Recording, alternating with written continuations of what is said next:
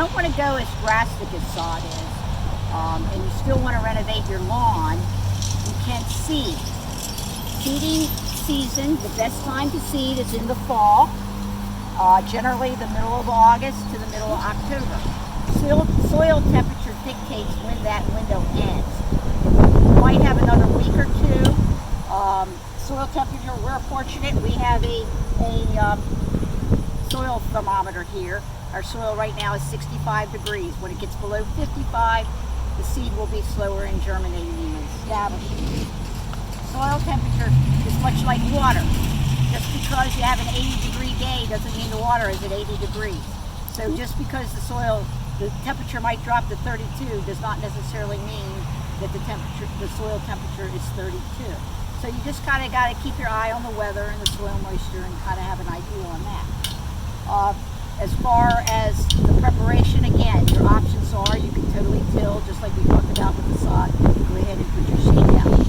Another way to do a renovation, which is probably the more desired way if you don't want to do the drastic way, is you can rent an aerator and aerate your lawn. We have an aerator right here. You can rent it. There are several rental centers. And when you aerate your lawn, that's pulling the plugs out of the lawn. When you're aerating, you want to be able to get a plug like this out of the lawn. If you're running your aerator and you're not pulling plugs, that means the ground is too hard, your machine is not regulated well. You got to get it right so you're getting down into that soil. Especially if you have a lot of weed stuff, you don't want to just run the aerator over the lawn, say I've done it, put the seed down, because the seed needs to get a good soil contact. If running an aerator is not in the window of opportunity, especially because we're getting a little later in the season, sometimes you might look at your lawn and say, you know, it's got some bad areas, but it's not that bad. You can just take a nice thick, heavy rake like Meredith has here, and just take that bed. She's got an area of crabgrass right here in her lawn, and she wants to get rid of it. So you just take that rake and just rake vigorously through that till you see the soil exposed. And then you just toss your seed right into that area. Just take a little hand and sprinkle it down. One key thing is you don't have to cover the seed up. If you want to try to hold the soil moisture or whatever, you could put a little bit of peat on top of it, or something like seed aid or pet mulch or straw to help hold the moisture. You don't want to bury the seed with topsoil. If you feel the need, some people might want to use a little topsoil or lawn soil, but you would rake it into that soil, then put the seed down, and then put your pen mulch or whatever and water it. So you can just do spot seedings, which is a great option. I also like to say, don't say, hey, I got this big lawn, I got to take the rake. You can do it at, a couple days, a couple times a week or whatever. Just do it in little areas as much as your time and energy allows.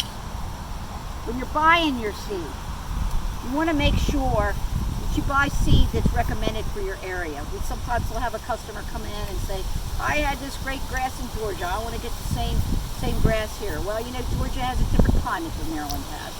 So, and we are very fortunate in Maryland. We have a great program at the University of Maryland. We have a Department of Agriculture. We're very involved in the National Evaluation Program, and our professors evaluate the varieties and make recommendations for our area.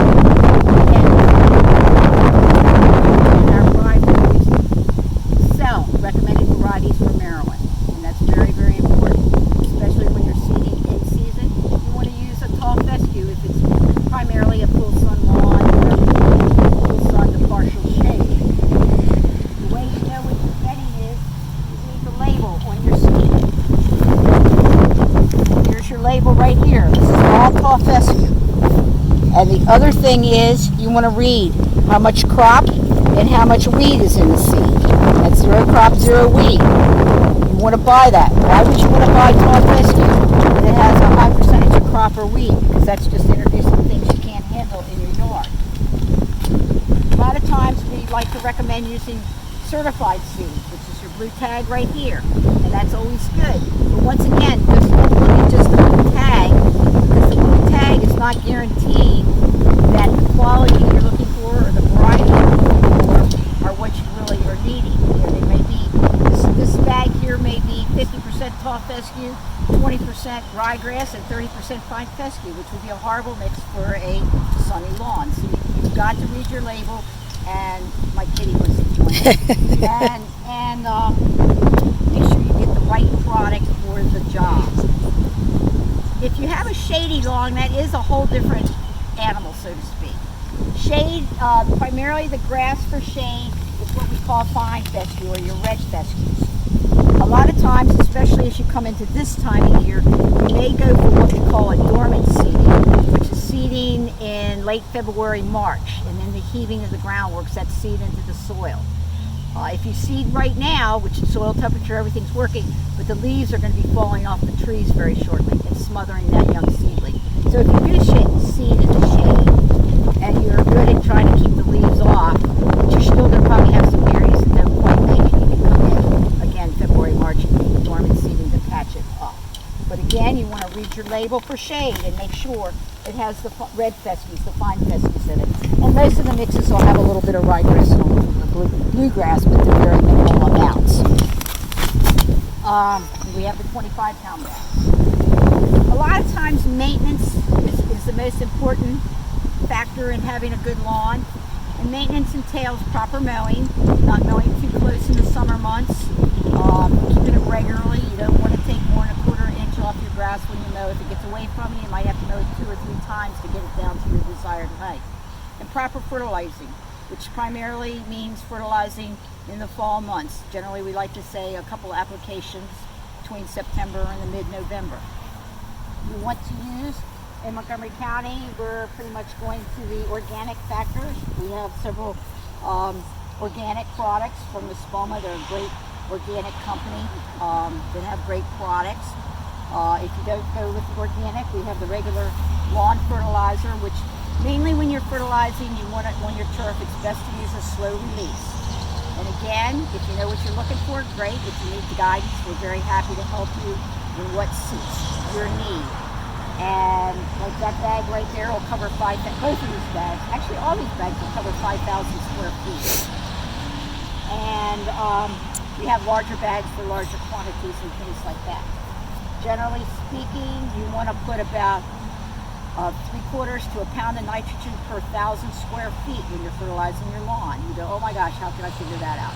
Well, we can help you if you're buying a bag that doesn't dictate it, or if you buy something like this Green Lawn Fertilizer. The recommendation is right on the bag, and you just set your spreader accordingly. Same with the Spoma products. I mentioned about putting fertilizer down when you're seeding or sodding. When you're putting fertilizer for that, you would want to use a starter fertilizer, which we have in the Green Lawn line or the Spoma organic line. The starter means that it has phosphorus in it. With Maryland law now, we don't have phosphorus in our fertilizers for maintenance, but for starters, we do have it in the starter bags. Lime, again, lime is something. Generally, you want to have your pH for turf to be somewhere between 5.5 and 6. If you've done a soil test, that's going to tell you where you are with your pH. A lot of times people will come in and say, you know, I haven't limed my yard in 10 years, let's lime it. And that's totally option. You can lime anytime between now and whenever the weather gets hot and dry. So I like to say between end of September to the end of March, you can do that anytime. A recommended rate without a soil test would be a bag per 1,000 square feet, which this is a 50-pound bag. That would cover that. Is that all my notes? Again, we at Turf Center are here Monday through Saturday. Our hours are 8 to 5 Monday through Friday and 8 to 1 on Saturday. We have a full staff, fully educated and able to help you with whatever need you are. If we can't, we can direct you in the right direction. We also, being southern states, we handle various feeds, livestock feeds, chicken feed, lawn and garden supplies. We also will be selling